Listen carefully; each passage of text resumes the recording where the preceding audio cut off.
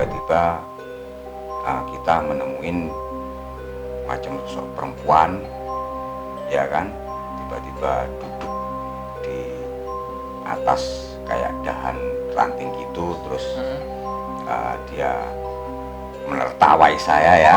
Di lingkungan kami berjaga memang mungkin dulu ada sejarahnya, ada hal-hal orang yang mungkin kecelakaan kerja atau apa sebelum mungkin dibangunnya fasilitas perusahaan di lingkungan situ juga, akhirnya menimbulkan hal-hal mistis yang mungkin jadi jarak beberapa bulan urusan udah beres, terus habis itu mungkin dipakai operasional lagi, itu masih ada, kadang masih ada suara minta tolong seperti itu.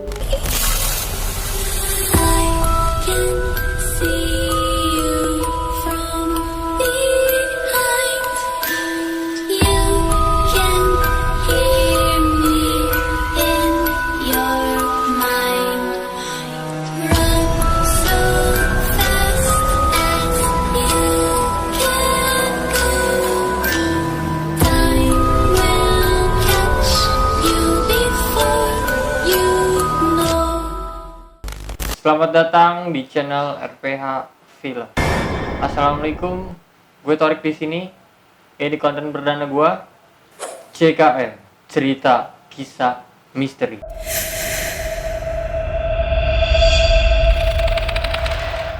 Oke, langsung saja. Tanpa basa-basi, kita akan menghadirkan seorang narasumber yang telah berjaga berpuluh-puluh tahun di Pelabuhan Tanjung Priok. Kita sambut Om Sigit. Gimana Om, kabarnya Om? Alhamdulillah, sehat walafiat, baik-baik semua. Ya.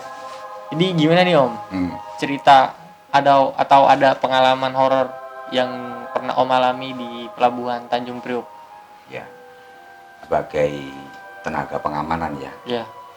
Ya, kadang-kadang memang ada, tapi ya rata-rata saya yakin juga kawan-kawan yang lain juga punya pengalaman mistis dan sebagainya ya. Atau pengalaman supranatural lah yang mereka alami selama mereka menjalankan tugas di dimanapun mereka berada, khususnya pada waktu-waktu tertentu di situ. Kalau pengalaman saya pribadi itu memang ada ya, tapi ya itu kadang-kadang dalam kondisi seperti di luar kesadaran, tapi dalam hitungan detik aja, bukan sampai di atas menit, enggak. Salah satunya ya waktu jam-jam malam kita kontrol atau patroli di wilayah penjagaan kita sendiri. Kadang-kadang kita nemuin sesuatu yang ganjil, ya kan. Misalnya kita waktu patroli di atas jam-jam 2 malam ya kan, tiba-tiba ada sesuatu yang di luar nalar kita ya. Tapi kalau emang kita sadari benar, itu ya memang memang makhluk Makhluk astral seperti itu. Nah, itu ya memang enggak sekali dua kali saya mengalami hal seperti itu. Seperti contohnya sewaktu saya kontrol atau patroli di wilayah saya jaga itu, sewaktu patroli tiba-tiba kita menemuin sosok-sosok yang seperti orang-orang bilang apakah itu kayak kuntilanak, apakah itu genderuwo, apakah itu semacam orang yang mungkin bentuk fisiknya aneh, itu ya memang pernah saya alami. Nah, kemudian salah satu contohnya sewaktu patroli itu tiba-tiba kita menemuin macam sosok perempuan, ya kan, tiba-tiba duduk di atas kayak dahan ranting gitu, terus dia menertawai saya ya waktu itu. Terus tapi ya itu kejadiannya hanya hitungan detik ya, ketika kita malah punya perasaan yang apa namanya penasaran, tiba-tiba hilang seperti itu. Nah gitu itu satu yang pertama. Terus yang kedua, di lain waktu lagi, mungkin jaraknya agak lama lagi ya kan, ketika patroli juga mendapati macam suara-suara aneh di sekitar kantor ya, di Itu sekitar contohnya kantor. kayak suara-suara gimana tuh Om? Suara-suara macam orang jalan, tapi namanya kita patroli ya, Iya. namanya kita patroli. Ada orang berjalan, suara sepatu berjalan, tapi mestinya tidak ada orang di lingkungan itu selain pengamanan, ya kan? Iya. Operator pengamanan saya dan anak buah saya. Ketika kita punya feeling penasaran, otomatis kita cari-cari toh. Nah ini suara ada orang jalan, tapi kok nggak nyampe-nyampe gitu kan? Iya. Akhirnya otomatis kita cari-cari karena penasaran kami, karena kita harus memang seperti itu, ya kan? Kita mesti cari-cari lagi dan ternyata tidak ada.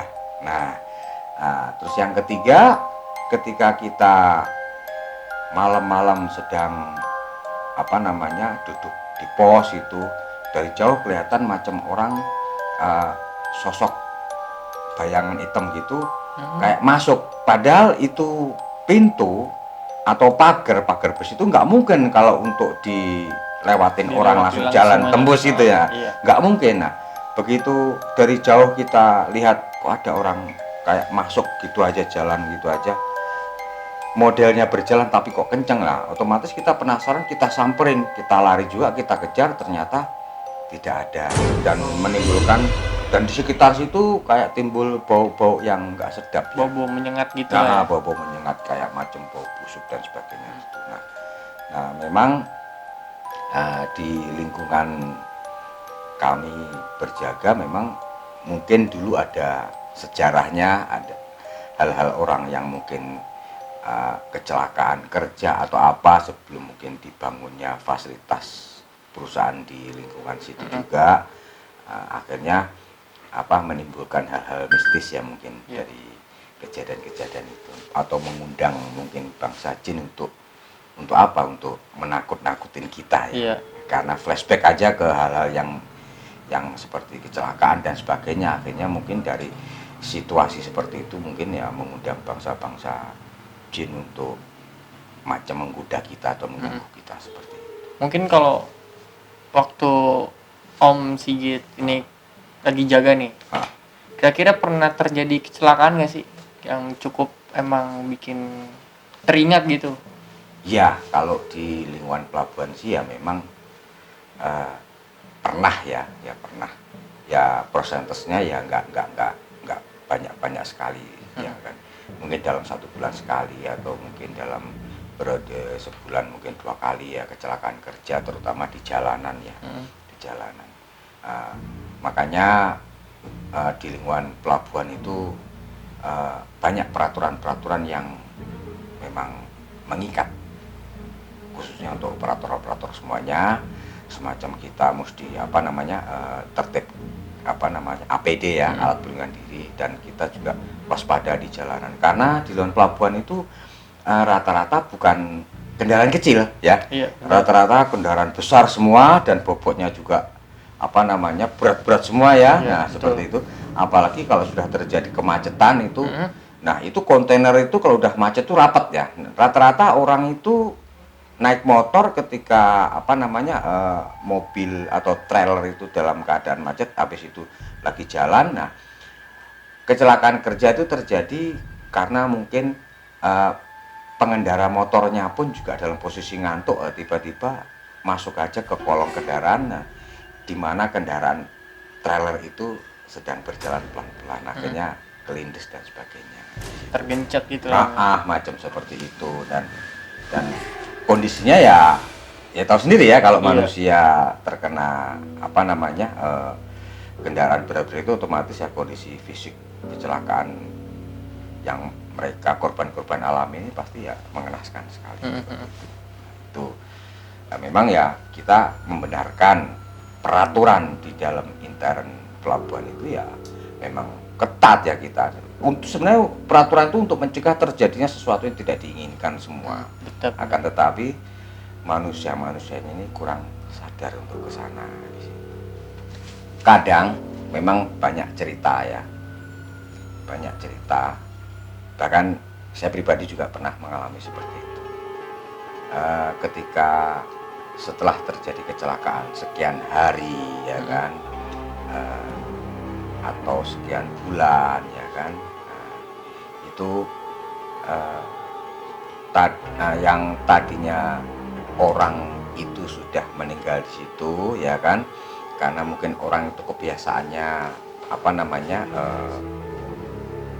melaksanakan operasional kerja di lingkungan pelabuhan, itu ada semacam kita itu ditemuin orang itu, tapi orang itu hanya sekedar lewat aja, sekedar lewat aja, dan kita juga nggak ada kesan untuk niat negor atau niat nanya, enggak. Memang dari jauh tiba-tiba dia sosok yang memang awalnya itu mengalami kecelakaan kerja, korbannya itu semacam ada sosok seperti dia sewaktu dia hidup. Nah seperti, tapi kami yang di sana ya hanya melihat saja sekelebatan aja, ya cuma hitungan detik aja, dan waktu itu ya memang anehnya kami hanya melihat aja, dan misalnya kami kenal pun juga posisinya kami anehnya itu tidak ada niatan untuk bertanya atau menemuin. Selain itu juga pernah juga kendaraan operasional yang waktu itu ada kabar telah menabrak orang di luar sana, terus kemudian kendaraan itu diparkirkan di lingkungan sekitar kami kerja. Itu di sekitar kendaraan itu ada suara-suara mistis ya, suara-suara orang minta tolong. Ya nggak teriak kencang, enggak, cuman ada suara-suara orang minta tolong. Itu aja. Kalau mengenai sosoknya kita nggak pernah melihat ya. Ketika ada suara orang minta tolong, dan kita tahu kalau kendaraan itu memang habis mengalami kecelakaan di tempat lain ya kan, jarak beberapa bulan urusan udah beres, terus habis itu mungkin dipakai operasional lagi, itu kadang masih ada suara minta tolong seperti itu. Itu kalau misalnya habis terjadi kecelakaan Om di kendaraan berat, itu biasanya ada apa sih namanya, kayak pembersihan dulu nggak tuh Om? Sebenarnya kalau udah proses semua udah selesai ya, biasanya kalau dari pihak kepolisian prosesnya udah selesai semua, dari status kendaraan itu sebagai alat bukti ya, salah satu alat bukti itu ya memang sebenarnya ya sudah dibersihkan. Nah oleh karena itu kalau sudah beres semua baru bisa dipakai jalan ulang untuk operasional kerja. Akan tetapi ya seperti itu, anehnya ya setelah itu semua udah beres baru kita itu menemui hal-hal mistis semacam suara-suara minta tolong, macam itu salah satunya suara minta tolong. Ada lagi juga tiba-tiba sopir tidak ada di dalam kabin kendaraan, mungkin ditinggal sopir kemana, terus mobil itu lagi parkir untuk antrian muat lagi ya. Tiba-tiba di dalam kabin mobil itu ada seorang perempuan yang lagi sisir-sisir rambut seperti itu. Nah itu juga semuanya orang tuh ngelihat, ada yang beberapa ngelihat, cuman anehnya pada saat itu mereka tidak takut, akan tetapi hanya memiliki kesan aneh. Ini siapa? Kok ada perempuan di dalam kabin? Kemudian ada lagi beberapa orang lagi berprasangka kalau itu paling familinya sopir yang ikut seperti itu. Nah, akan tetapi di lain pihak setelah kejadian itu, ketika kita cross check lagi atau tanya ulang lagi kepada sopir yang bersangkutan, yang semalam itu perempuan di kabin siapa? Saudaranya atau kok ikut narik gitu misalnya? Nggak pernah ngaku, saya nggak pernah ngajak istri atau saudara atau apa perempuan. Itu mobil yang bawa saya sendiri kok. Nah seperti itu. Nah itu. Hal-hal janggal apa yang bikin Om keinget sampai sekarang di lingkungan pekerjaan Om di pelabuhan? Ya, hal-hal janggal yang pastinya waktu itu juga menimbulkan keanehan mistis ya. Sewaktu pembangunan gudang, posisi gudang itu di belakang instalasi tangki ya. Itu ada tukang yang membuat garis pondasi dari benangnya. Itu udah benang itu udah dipatok. Jadi nanti untuk tatanan batu bata itu udah ditata semuanya. Benang itu sebagai patokan, nanti lurusnya itu nanti bakal tembok gudang. Nah, waktu itu tukang-tukang yang membangun gudang ya itu sudah menancap patok yang kemudian dikasih benang lurus agar pembangunan gudang itu, pembuatan tembok gudang itu biar lurus sesuai bersimetris lah. Bersimetris sesuai tarikan benang itu. Nah, kemudian sore di patok ya, itu tiba-tiba besok paginya patok itu pindah.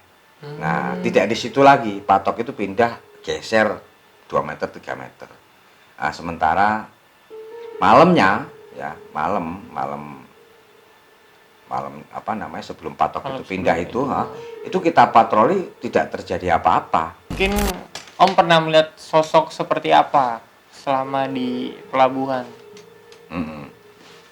Kalau yang pernah saya lihat ya, memang ya hitungan nggak lama ya, hitungan detik ya. Itu yang pertama tadi macam kuntilanak itu ya. Ya memang semuanya sifatnya hanya menakut-nakutin ya. Terus yang kedua itu sosok seperti orang biasa tapi berpakaian hitam-hitam ya kan. Berpakaian hitam-hitam, dan waktu itu dia berdiri di samping pos penjagaan saya. Waktu itu pos saya tinggal sebentar untuk patroli keliling wilayah bersama kawan. Nah, kawan kembali ke posnya dia, saya mau kembali ke pos saya sendiri. Waktu itu saya jaga di areal belakang. Nah, waktu pas mau kembali, tiba-tiba saya melihat sosok laki-laki yang berpakaian serba hitam. Hitam-hitam semua seperti pendekar gitu. Nah, itu di samping pos. Nah, ketika sosok itu saya deketin, karena kan penasaran, karena ini kan manusia ya kan, kita lihat fisik manusia. Cuma dia posisi menyamping. Jadi ketika saya berhadapan gini, dia menyampingi. Begini Om. Ya, posisinya menyampingi saya. Jaraknya 10 meter. Nah, ketika semakin penasaran karena kita kan pengamanan ya, nggak mungkin semua pintu digembok kok masa ada orang masuk, kan seperti itu. CCTV terpasang semua ya, dan tidak ada berita dari HT dari anak depan untuk menghubungi saya kalau ada orang masuk. Nah, karena dasarnya seperti itu, begitu saya deketin, sosok ini hilang. Langsung hilang di situ, langsung hilang. Nah, perasaan kenapa tidak takut? Karena satu, mental pengamanan. Ya, mental pengamanan, bukannya kita sok jago, enggak. Nah, mental pengamanan ini bagaimanapun saya harus mencegah orang-orang yang tidak berkomitmen masuk ke wilayah saya. Ya kan? Siapapun itu yang pertama. Yang kedua adalah penasaran ketika dia bisa masuk, apa tujuan dia. Nah, seperti itu. Dari itulah tidak ada rasa takut. Makanya begitu semakin saya deketin, akhirnya kok malah semakin hilang. Nah, itu baru timbul rasa takut. Misalnya dia lari pun, kita tahu bagaimana orang lari, ke arah mana kita tahu kan. Nah, dia tidak lari, tiba-tiba hilang aja dari pandangan di situ. Nah, dari situ baru timbul rasa takut. Nah, tapi ya namanya kita kan orang beragama ya. Kita juga sadar kalau kita ini dicipta oleh Tuhan itu tidak sendiri. Iya, Ya betul. kan? Oke, mungkin ada pesan untuk para pendengar, para penonton kami, Om. Dimanapun kita berada, kita nggak usah takut, ya kan? Jadi, dan kita nggak usah takut, kita harus berhati-hati, kita harus mawas diri. Karena kita ini hidup tidak sendiri. Kita ini manusia. Sebelum manusia dicipta oleh Tuhan, Tuhan itu mencipta makhluk-makhluk yang lain. Dan mereka hidup berdampingan sama kita. Jadi pesan-pesan pribadi saya, yang pertama kita ibadah wajib kita laksanakan, ya. Kemudian kita juga harus menghormati makhluk lain dari ciptaan Tuhan ini, ya. Kita tetap berhati-hati dimanapun kita berada, percaya dan meyakini bahwa kita hidup itu bukan sendiri di sini, ya. Kita harus sadar diri di situ. Bahkan agama kita kan sudah memberikan banyak pelajaran bagi kita semua, ya kan. Oleh karena itu keimanan dan ketakwaan kita dan kewajiban kita beribadah harus kita laksanakan terus agar kita terhindar dari segala hal-hal yang tidak kita inginkan. Itu aja. Oke, terima kasih kepada Om Sigit ya, yang udah membagikan pengalamannya pada kami. Buat kawan-kawan semua yang punya pengalaman atau kisah-kisah janggal, boleh komen di bawah ini. Dan juga jangan lupa untuk teman-teman yang memiliki pengalaman horor, silakan DM di bawah ini, akan kami undang. Dan jangan lupa like, comment, and subscribe, and see you untuk episode berikutnya. Terima kasih Om. Ya.